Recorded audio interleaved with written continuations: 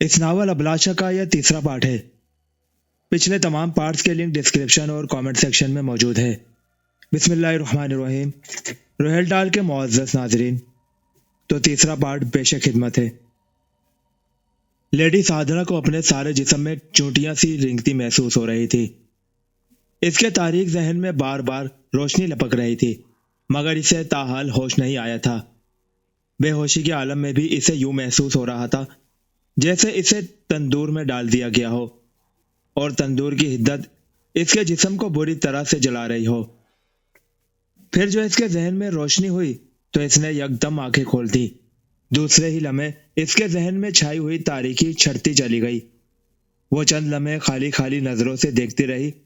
फिर जैसे ही इसका शाऊर बेदार हुआ, इसकी आंखों के सामने का मंजर वाज़ा होता चला गया और वो किसी भी तरह अपने हलक से निकलने वाली चीख न रोक सकी। वो दरख्तों के दरमियान एक खाली जगह पर एक छोटे से चबूतरे पर मौजूद थी। इस चबूतरे पर एक बड़ा सा तख्ता लगा हुआ था जिसके साथ लेडी डियाना बंधी हुई थी। इसके दोनों हाथों को फैलाकर लकड़ी के तख्ते के साथ क्लिप कर दिया गया था। इसकी गर्दन और इसकी दोनों टांगे भी क्लिपों में जकड़ी हुई थी। इसके गिर्द लकड़ियों का ढेर लगा हुआ था जो चबूतरे से खासे फासले पर था, जिनमें आग लगी हुई थी। यह इसी आग की हिद्दत थी जिससे इसके जिस्म से पसीना धारों की सूरत में बह रहा था और ख्वाब में भी इसे अपना जिस्म जलता हुआ महसूस हो रहा था। आग के अलाव के पीछे इसे वो बूढ़ा महायोगी दिखाई दिया जिसके पास प्राइम मिनिस्टर इसे लेकर आए थे। महायोगी आग की दूसरी तरफ एक टांग पर खड़ा था। इसके दोनों हाथ माफी मांगने वाले अंदाज में जुड़े हुए थे और इसकी आंखें बंद थीं।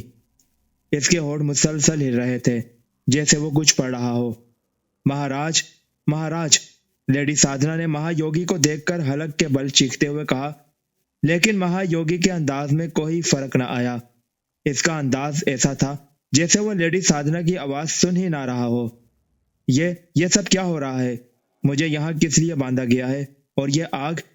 लेडी साधना ने इंतहाई खौफजदा लहजे में कहा और वो एक बार फिर महायोगी को आवाजें देने लगी, लेकिन महायोगी के कानों तक जैसे इसकी आवाज ही नहीं पहुंच रही थी। ओह गॉड, मैं यहाँ कहाँ फंस गई हूँ? महाराज क्या कर रहे हैं? कोई है? कोई है? प्लीज कोई है जो मेरी मदद करे?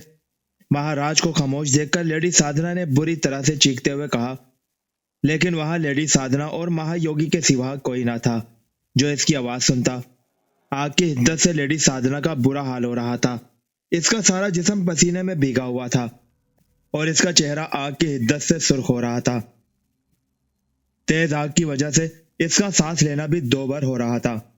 वो खुद को तख्ते से आजाद कराने के लिए बुरी तरह से हाथ पैर मार रही थी, मगर आईनी कड़ों से खुद को आजाद करा लेना इसके लिए मुश्किल ही नहीं, नामुमकिन हो रहा था।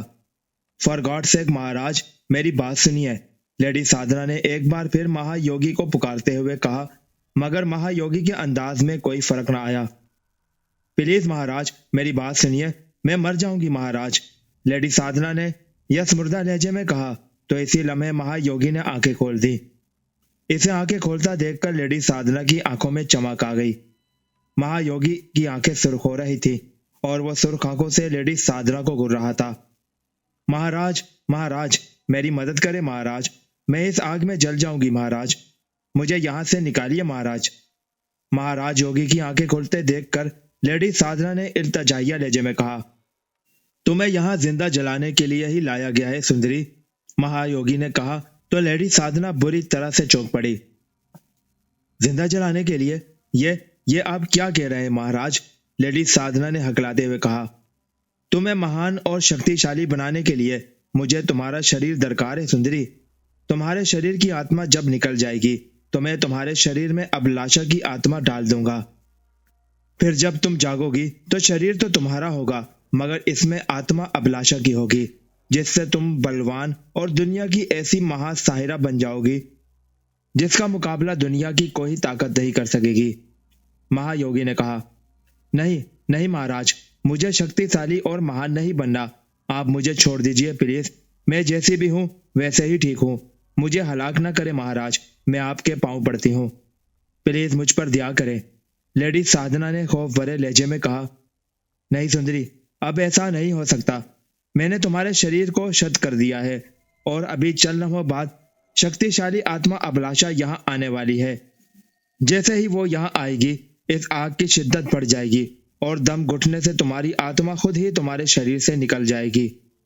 پھر تمہاری آتما میں ابلاشا کی آتما گھس جائے گی جو تمہارا نیا جنم ہوگا، ایک طاقتور اور مہا جنم۔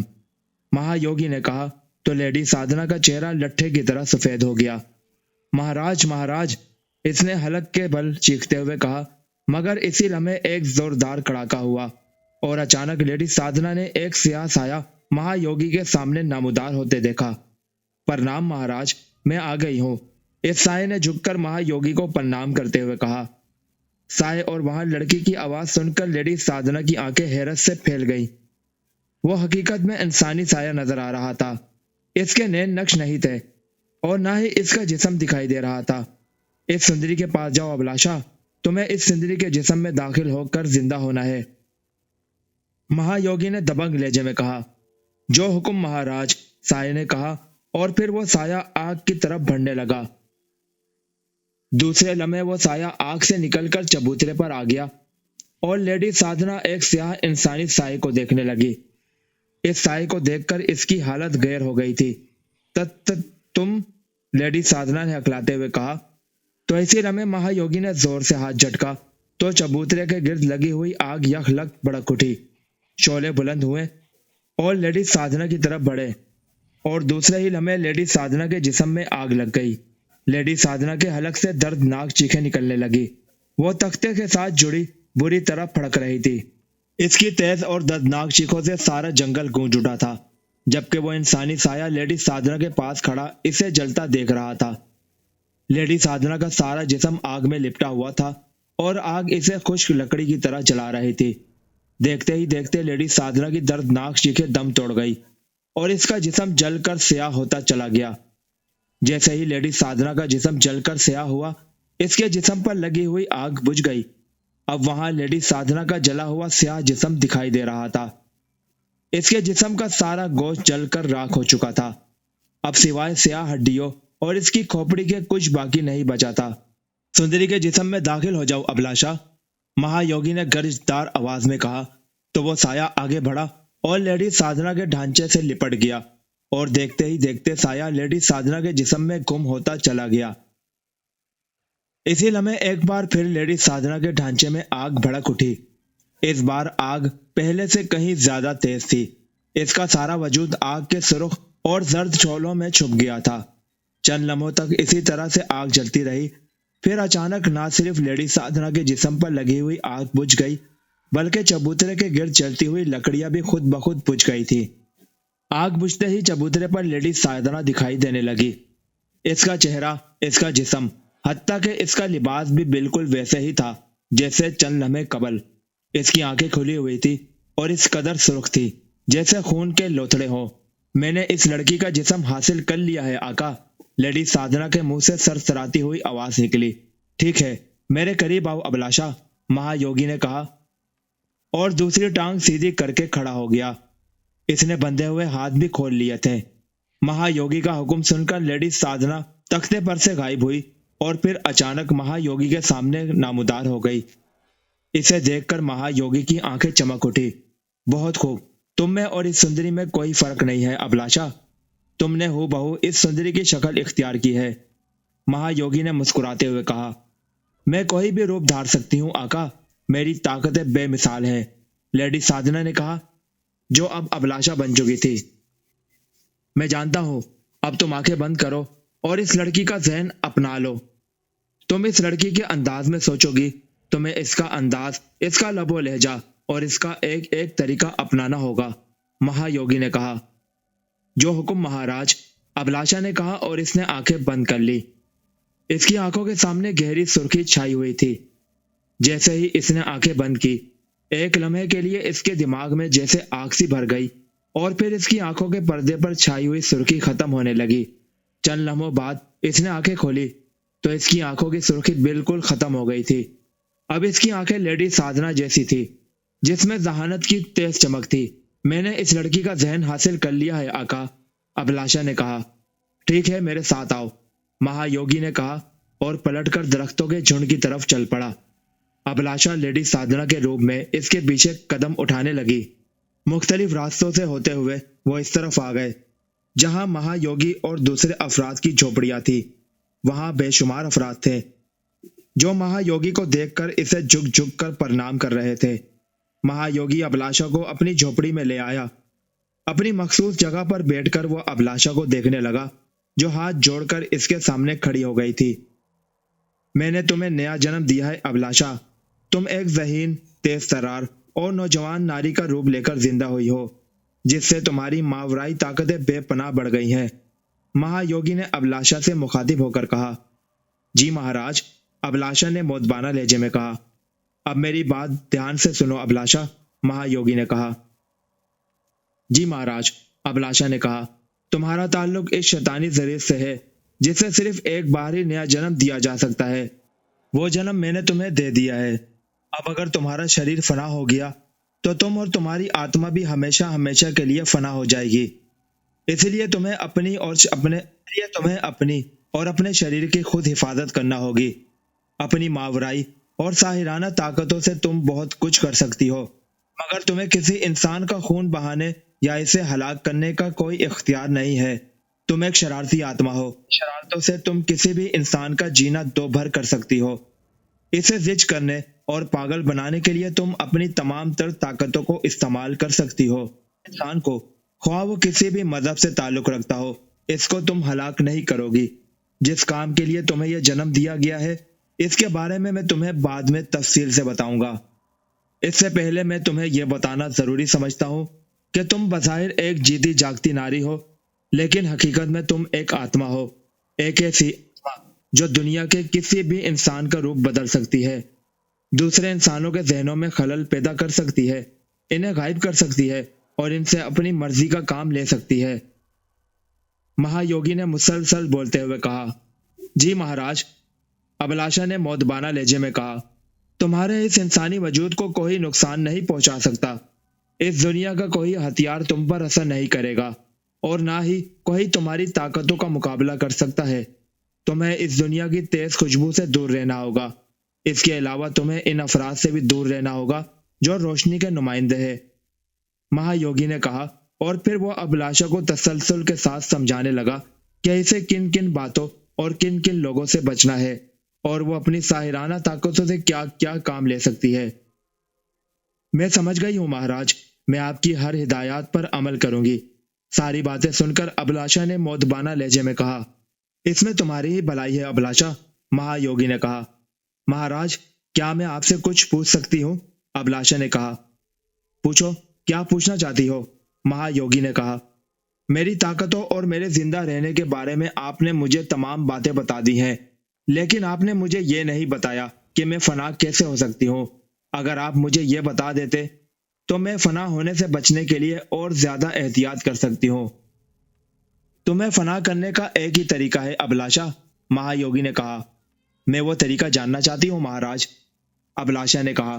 تمہاری گردن میں رسی کا پھندا ڈال کر اگر تمہیں کسی برگر کے 100 سالہ پرانے درخت سے لٹکا دیا جائے تو تمہاری ساری طاقتیں مفلوج ہو جائیں گی، اور اسی حالت میں اگر تمہارے جسم کو آگ لگا دی جائے تو تم فنا ہو جاؤ گی، مہا یوگی نے کہا۔ اوہ، اس کا مطلب ہے مجھے برگر کے 100 سالہ درخت سے ہر حال میں دور رہنا ہوگا، ابلاشا نے کہا۔ ہاں، مہا یوگی نے کہا۔ ٹھیک ہے مہاراج، اب مجھے وہ کام بتائیے جس کے لیے آپ نے مجھے نیا جنم دیا ہے، ابلاشا نے کہا۔ تم کافرستان کے مہا مندری کے پاس جاؤ، اس سے تم پہلی ناری کے انداز میں ملو گی، وہ تمہیں تمہارا کام سمجھا دے گا، مہا یوگی نے کہا۔ ٹھیک ہے مہاراج، میرے لیے اور کوئی حکم؟ ابلاشا نے کہا۔ اپنا کام ختم کر کے فوراً میرے پاس آ جانا، اس کے بعد تمہیں صرف میری داسی بن کر رہنا ہوگا، مہا یوگی نے کہا۔ میں آپ کے حکم کا پالن کروں گی مہاراج، ابلاشا نے سر جھکاتے ہوئے کہا۔ اب جاؤ اور جلد سے جلد اپنا کام پورا کر کے میرے پاس واپس آ جاؤ، مہا یوگی نے کہا۔ مہاراج کا حکم سر آنکھوں پر، ابلاشا نے کہا، اور اسی لمحے اس کے جسم میں ہلکی سی چمک پیدا ہوئی اور وہ اچانک وہاں سے غائب ہو گئی۔ دوسرے ہی لمحے وہ کافرستانی پرائم منسٹر کی ایک راہداری میں نامودار ہوئی۔ اس راہداری میں کوئی نہ تھا ابلاشا نے راہداری میں نمودار ہو کر ادھر ادھر دیکھا اور پھر سر ہلا کر ایک طرف بڑھتی چلی گئی۔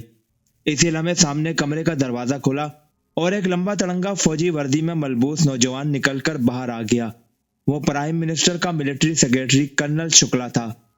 اوہ لیڈی سادھنا، تم کب آئی؟ کرنل شکلا نے حیرت سے اسے دیکھتے ہوئے کہا۔ ابھی آئی ہوں، ابلاشا نے لیڈی سادھنا کے انداز اور لہجے میں کہا۔ آنے سے پہلے اطلاع دے دیتی تو میں تمہیں ریسیو کرنے گیٹ پر آ جاتا، کرنل شکلا نے کہا، جو اسے بخوبی جانتا تھا۔ مجھے پرائم منسٹر صاحب سے ضروری ملنا ہے، کیا وہ بیٹھے ہیں؟ ابلاشا نے اس کی بات نظر انداز کرتے ہوئے کہا۔ ہاں، وہ اپنے آفس میں ہی ہیں، کیا انہیں تمہارے آنے کی خبر ہے؟ کرنل شکلا نے کہا۔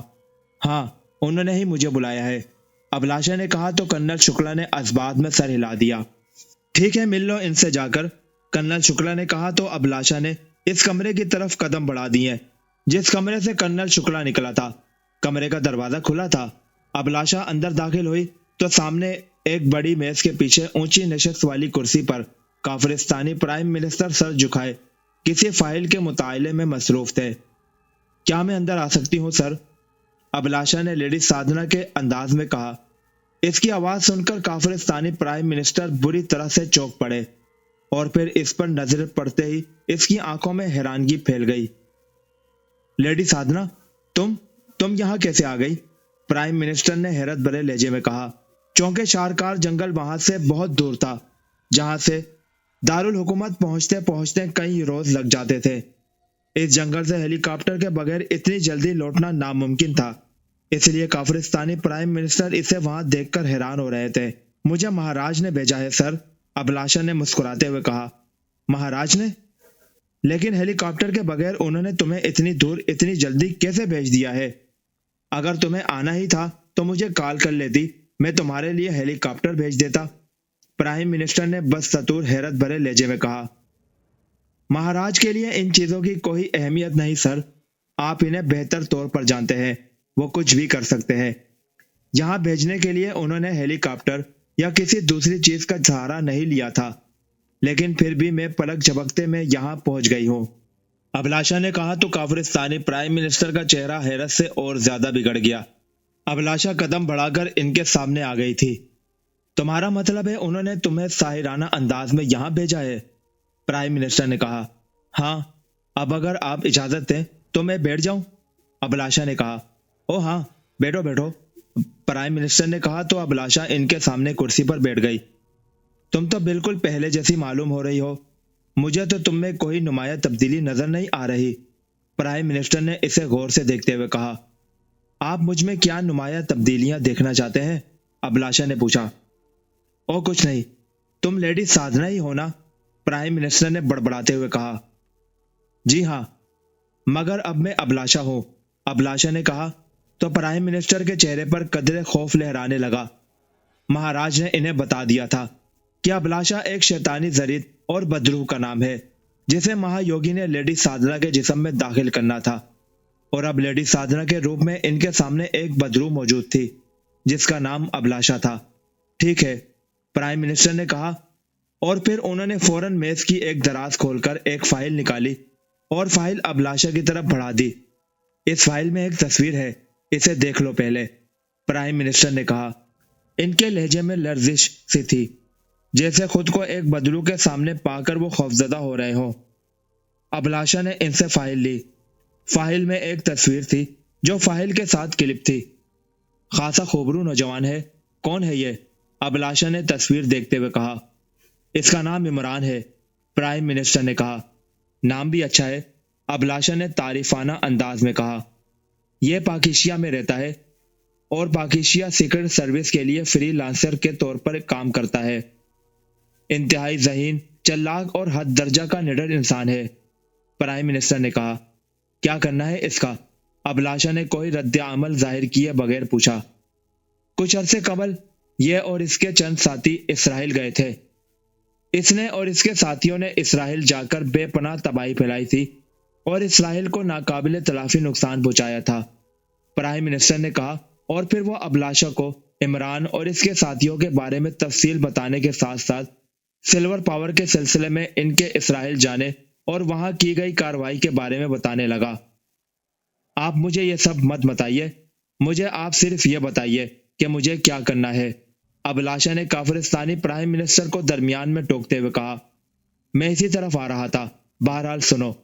اسرائیلی پرائم منسٹر نے پاکستان کے خلاف جو سازش تیار کی تھی، عمران اس سازش کو تحریری شکل میں اسرائیلی پرائم منسٹر کے پاس لے گیا تھا، اور اس نے اسرائیلی پرائم منسٹر سے زبردستی ان کاغذات پر دستخط کرا لیے تھے جس پر اسرائیلی پرائم منسٹر کا اقبال جرم تھا۔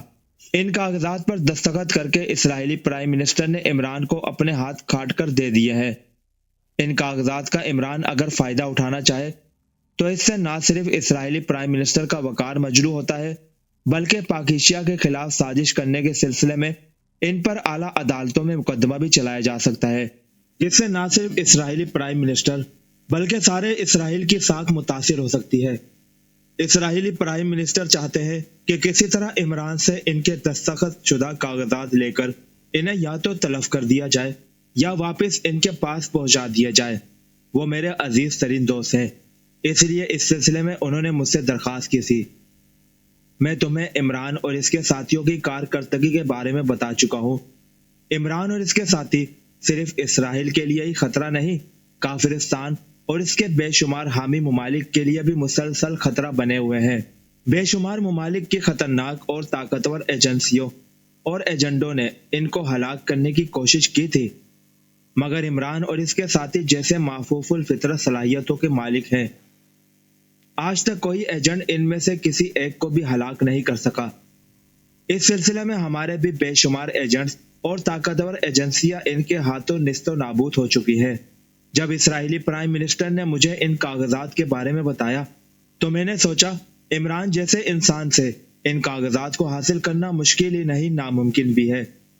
اس کا مقابلہ کرنے کے لیے کوئی مافوق الفطرت اور ساحرانہ طاقتوں کا مالک ہی کام آ سکتا ہے۔ پھر مجھے شارکار جنگل کے مہاراج بھیروناتھ کا خیال آیا۔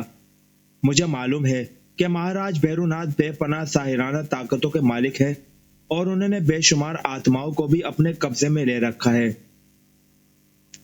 میں نے سوچا کہ اگر مہاراج بھیروناتھ سے بات کی جائے اور وہ ان کاغذات کے حصول کے لیے کسی آتما کو کہے تو وہ عمران سے نہ صرف کاغذات حاصل کر سکتی ہے بلکہ ان جیسے خطرناک انسان کو بھی ہلاک کر سکتی ہے۔ مہاراج بھیروناتھ سے میری بات ہوئی اور انہوں نے میری مدد کی حامی بھر لی، جس کے نتیجے میں تم میرے سامنے ہو۔ پرائم منسٹر نے مسلسل بولتے ہوئے کہا۔ آپ کے لیے عمران کی ہلاکت ضروری ہے یا وہ کاغذات؟ ابلاشا نے پوچھا۔ میرے لیے یہ دونوں کام بے حد ضروری ہے۔ کاغذات کے حصول کے ساتھ ساتھ اگر تم عمران کو ہلاک کر دو تو کافرستان کو ایک دیرینہ اور خطرناک دشمن سے ہمیشہ ہمیشہ کے لیے نجات مل جائے گی۔ کافرستانی پرائم منسٹر نے فوراً کہا، سوری سر، مہاراج نے مجھے کسی کو ہلاک کرنے سے سختی سے منع کیا ہے۔ میں آپ کے لیے کاغذات تو لا سکتی ہوں، مگر آپ کے دشمن کو ہلاک کرنا میرے بس میں نہیں ہے۔ ابلاشا نے کہا۔ اوہ مگر، پرائم منسٹر نے کہا، مجھے آپ کو جو بتانا تھا میں بتا چکی ہوں۔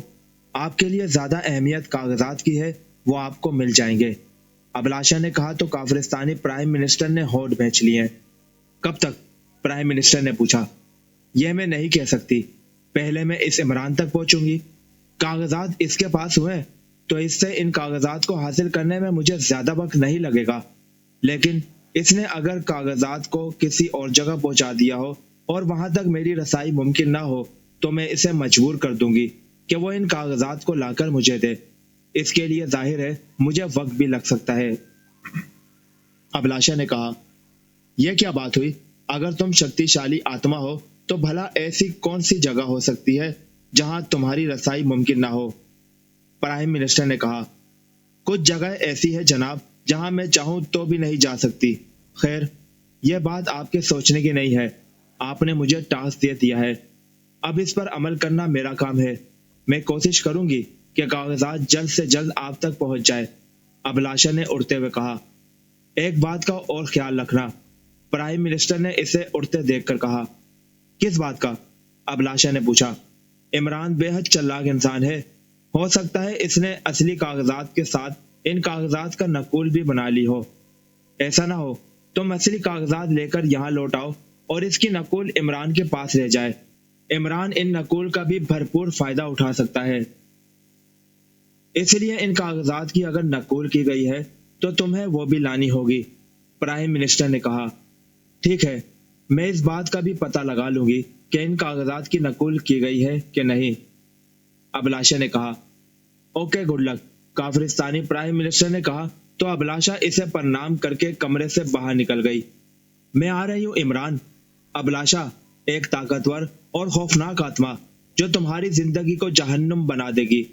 मैं तुम्हें हलाक तो नहीं कर सकती, लेकिन मैं तुम्हारी जिंदगी में ऐसी खौफनाक आग भर दूंगी जिसमें जलकर तुम खुद ही राख हो जाओगे। तुम मौत मांगोगे, मगर मौत तुमसे दूर भागती रहेगी। अभिलाषा ने प्राइम मिनिस्टर के कमरे से निकलकर राहदारी में आकर पड़पड़ाते हुए कहा। इसने राहदारी में इधर उधर देखा, फिर यकलख्त वहां से गायब हो गई। इमरान बिजली की सी तेजी से निकलकर कमरे से बाहर आया तो इसे बैरूनी दरवाजे पर जूलिया खड़ी दिखाई दी।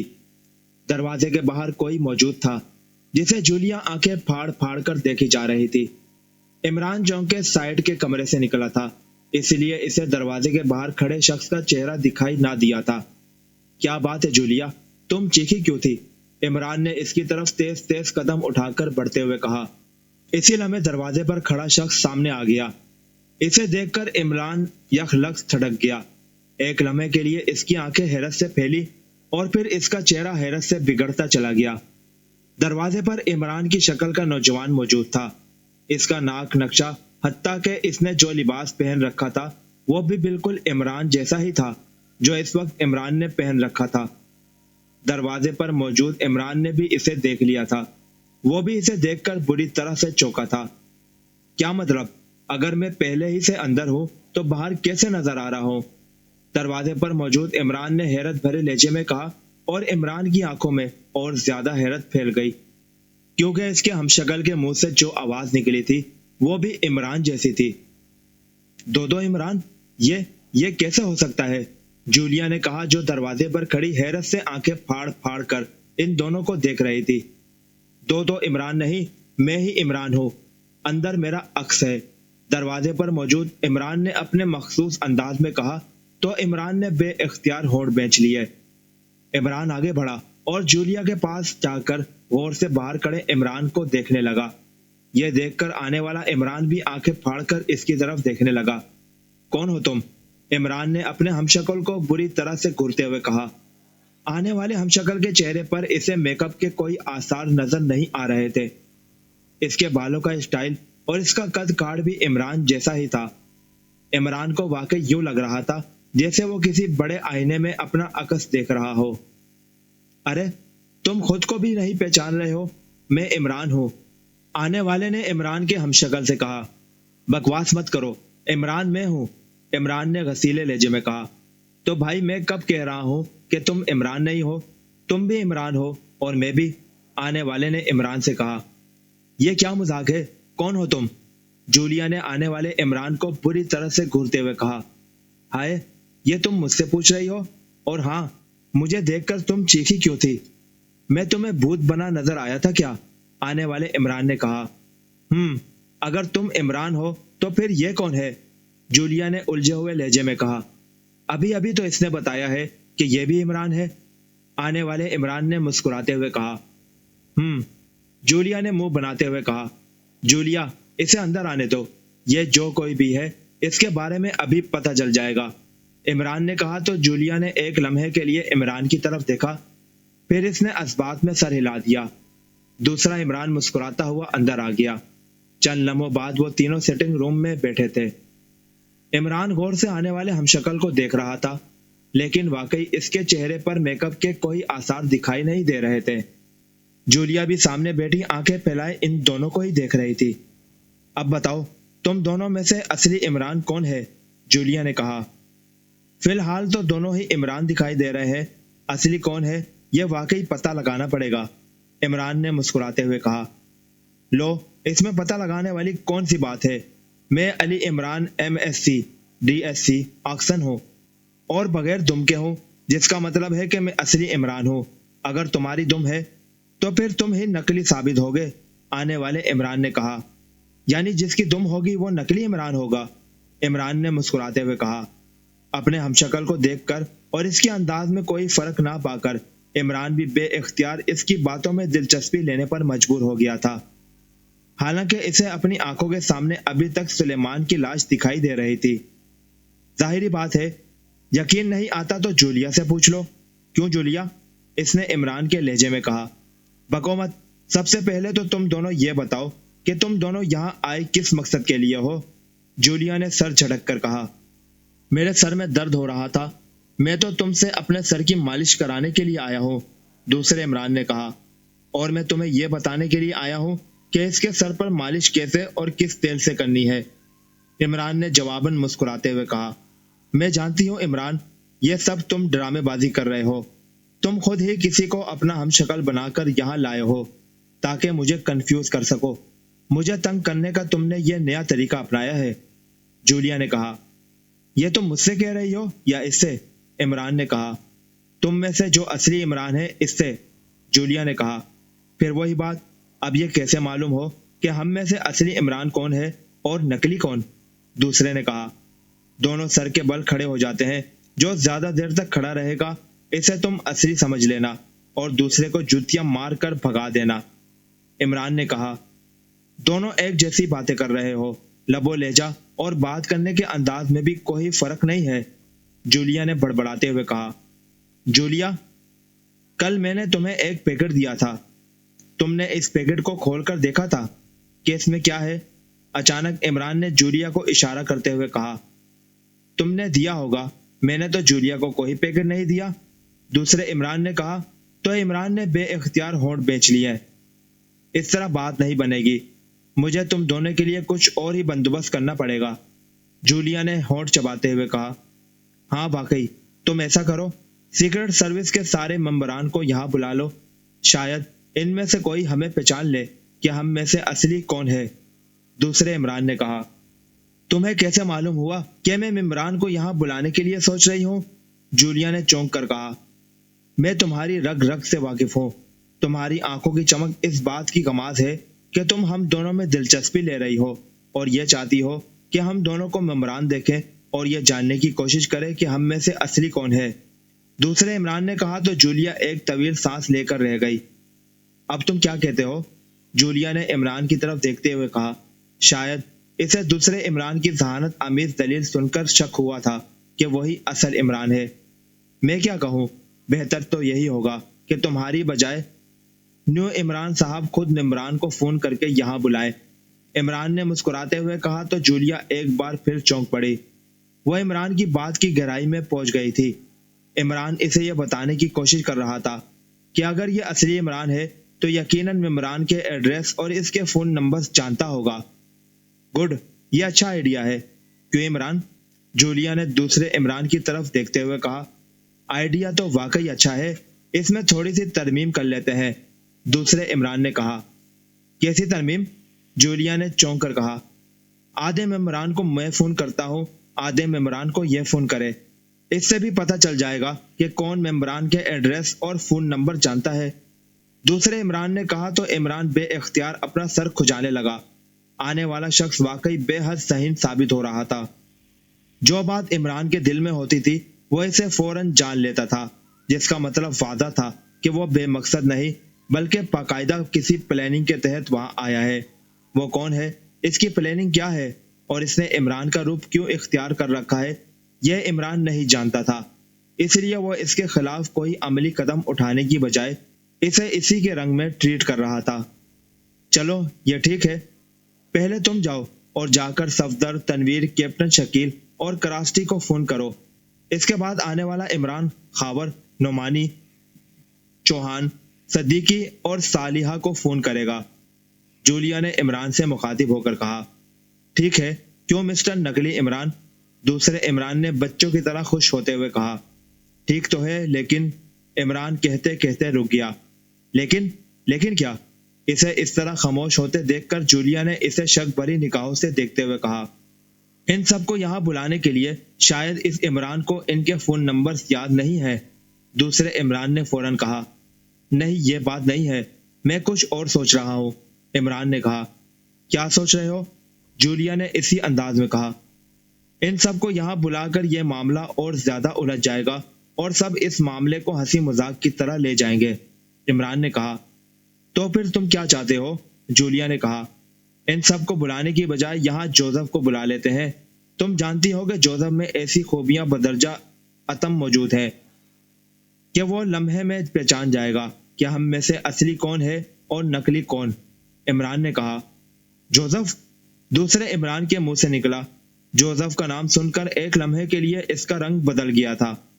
ہاں کیوں؟ جوزف کا نام سنتے ہی تمہارا رنگ کیوں بدل گیا ہے؟ عمران نے مسکراتے ہوئے کہا، ایسی کوئی بات نہیں ہے۔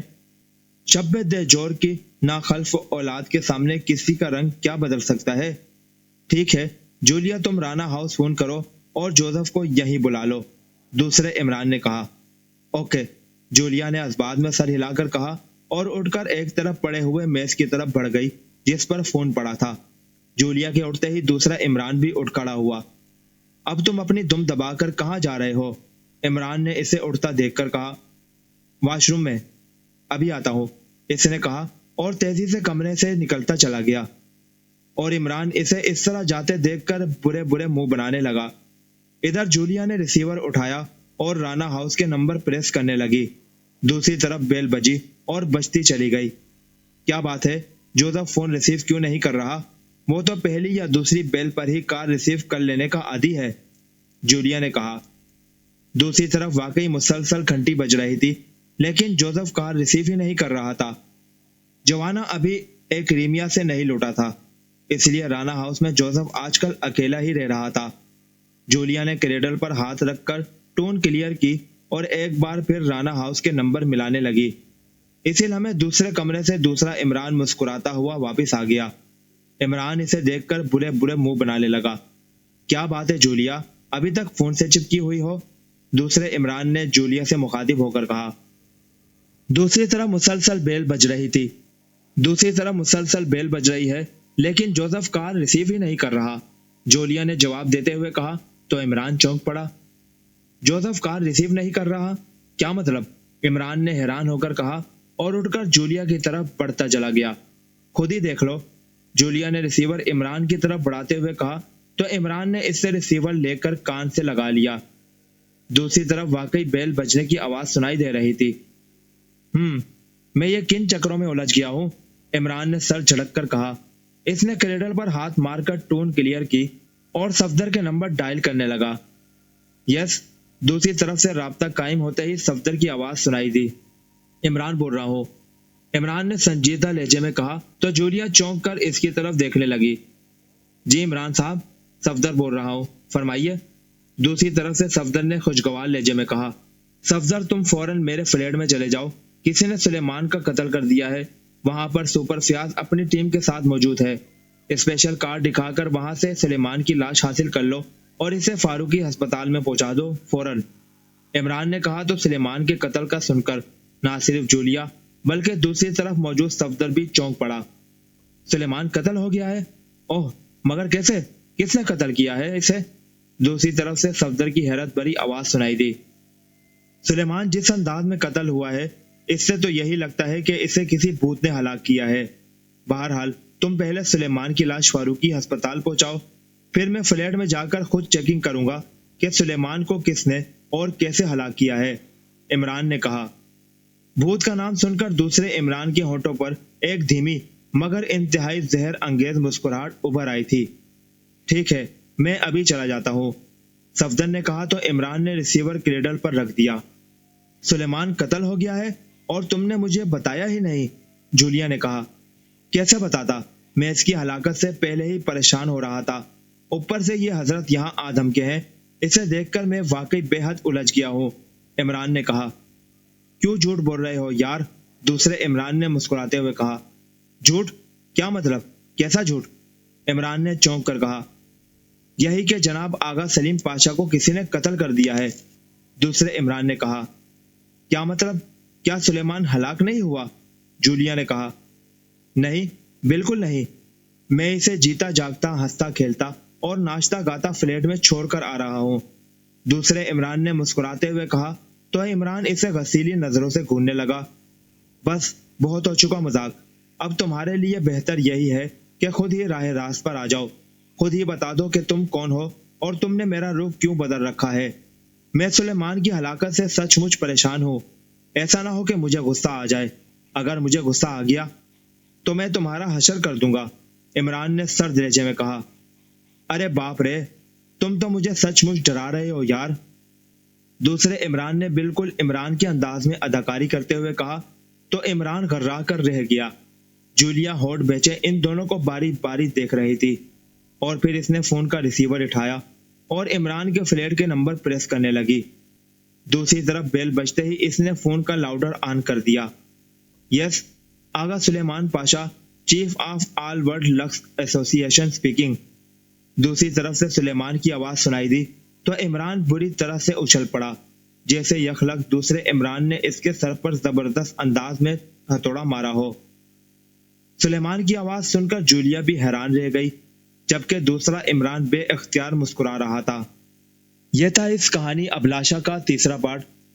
اگلے پارٹ میں ہم آگے کے واقعات جان سکیں گے، تو اس کہانی ابلاشا کے چوتھے پارٹ کے ساتھ ملاقات ہوگی۔ اللہ حافظ۔ پاکستان زندہ باد۔ ملک پاکستان کی تمام فورسز زندہ باد۔